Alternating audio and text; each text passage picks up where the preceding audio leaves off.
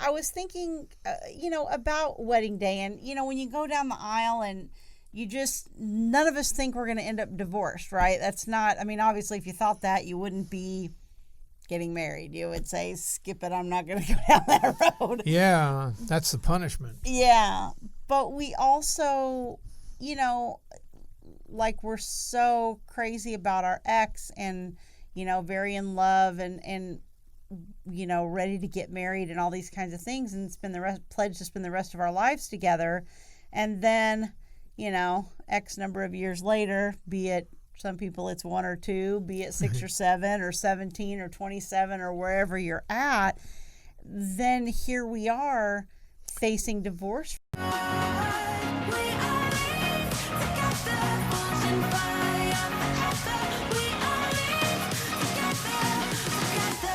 I think a lot of times what happens is, just the hurt builds up, or there's some sort of breakdown. I think that vast majority of cases we see, the core of the problem, if I had to say it was any one thing, it's usually communication. Communication. Yeah, it's pretty rare that's what they all tell you, isn't it? You got to learn how to communicate. Now, I think that issue manifests in different ways. Sometimes somebody's had an affair, or somebody is, they're arguing over finances, or they're arguing over parenting, or whatever it is. But all of those things, I think, get their start in a problem with communication. It's pretty rare to see two people who have good communication who are getting a divorce. Yeah, and part of the problem is that usually we come from different backgrounds. You are in this state of bliss and happiness, and now all of a sudden you're in this state of anger, hurt, resentment, bitterness, whatever it is. And really, you have two options at this point when you've hit that situation and you're obviously heading towards divorce. Getting a divorce is not the end of the world. I did feel like it was at the time. Me too. It's not an uncommon thing to have happen. Most of us, unfortunately, go through that at this stage. But really the question is, how are you going to move through it? Yeah. Are you going to move through this by staying stuck in your bitterness and your anger and all those things? Or are you going to have grace towards your ex and move on and try to promote your own happiness instead of being worried about creating unhappiness for the other person? Right, because that's where everybody's stuck. Not everybody, but a lot, I would say more than half. Right. Are stuck there in seeing kind of a demonic caricature of their ex. Really what you have to do is, if you're going to go through a divorce and we have to endure this trial, then let's learn the lessons from it. Mm-hmm. And here's the thing. Maybe you did marry a jerk on your wedding day. Maybe you did marry somebody that you can't co-parent with, or you can't whatever. So, but even if that's true, there are still lessons you can learn from that. You can't control the other person, and you can't control, a lot of times what's happening to you is happening to you against your will. Right. But you can control how you face it, and whether you face it with courage and dignity, or whether you face it as a victim who feels powerless and gets stuck. And I think we see that a lot in divorcing clients. We see people come in who say, oh, he or she's doing this to me. He or she is behaving this way. He or she is, the list is the list of all the things that their spouse is doing that, quote unquote, makes them feel a certain way. Yeah. Right? And that just simply is untrue.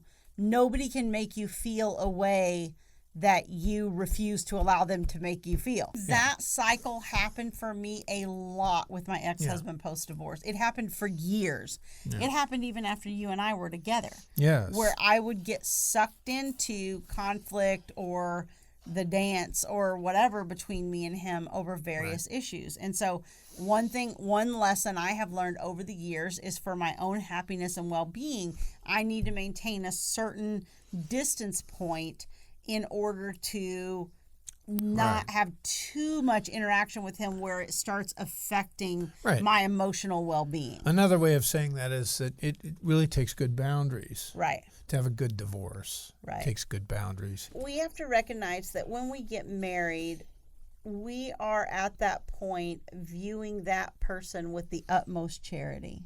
Yeah, that's true. Right? Usually your They wedding can do no wrong. Yes, usually your wedding day is kind of the peak of your charitable feelings towards the other person.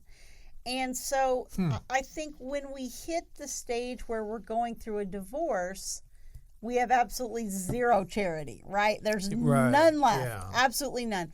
And you know what? Here's the thing. The person your ex was when they walked down the aisle is pretty much the same person you're sitting across from in divorce court. That's absolutely true. Okay, it's not that you It's not that they've changed. it's not that you married Yeah. this fantastic, wonderful, perfect person and Yeah. then suddenly they became evil and you have no idea what happened and you divorce them. That's not how it works.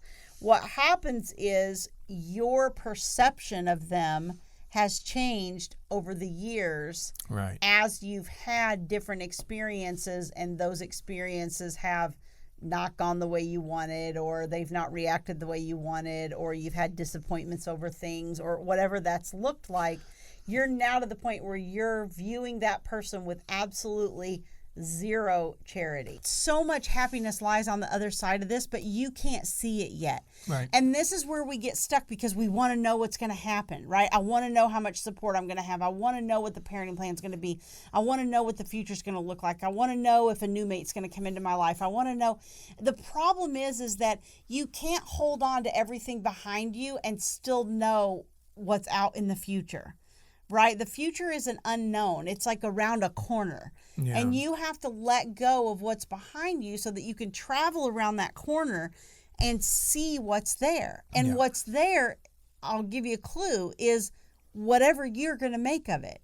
Right. You know, what's around that corner isn't horrible Life is what you make it.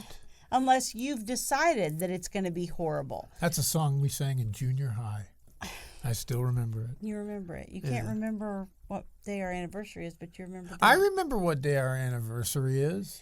So when you go through this experience, It's in June, right? you need to stop. When you go through this experience, you have to understand that this is going to help you in your future relationships. And, you know, I already hear you. I'm never getting married again. I think everybody says that sits in front of us, and the vast majority of people are remarried within 3 years. Right. But I believe that you and I would not have the marriage we have if this had been our first marriage. Probably not. Because part of what we bring to this is the lessons and the emotional maturity and the things that we developed through those previous trials that allow us to now have a happy marriage. Yes, that's absolutely true. Yeah. And so if you can start framing things as, you know, this is a trial that's going to bear fruit. This is a trial that's going to bring more happiness into your life and more positivity. And, you know, there's even a lot of ways in which this experience and the way you handle it can help your children too. Your kids are watching how you handle this. You can either go forward, stuck in the past and stuck with something that really is inevitable, or you can look forward and you can look at this as, you know, God's purpose for my life is to be triumphant. Mm-hmm. For the sake of my kids and my family and anybody else who's watching. I mean, we do this podcast because I want to bring positivity to A negative situation. to a negative situation. And Yeah. you know, part of my job as a divorce coach is to inspire you. Right. Yeah, and this is an inherently negative process. I mean, it just is. Your family's falling apart. Nobody wakes up and says, "Oh, yay, let me get a divorce today." You know, but life is good. Yeah. It is good right now. Yeah. Even if you got no money and you know you're going into debt and all this, you know, the sun, you still have the beautiful sunsets at the beach, and you still have the love of your children and your other relationships, and there's everything to live for. There's everything to to look forward to. And if you go through that with that attitude as Right. opposed to the negative attitude, you're going to attract good things into your life. We'll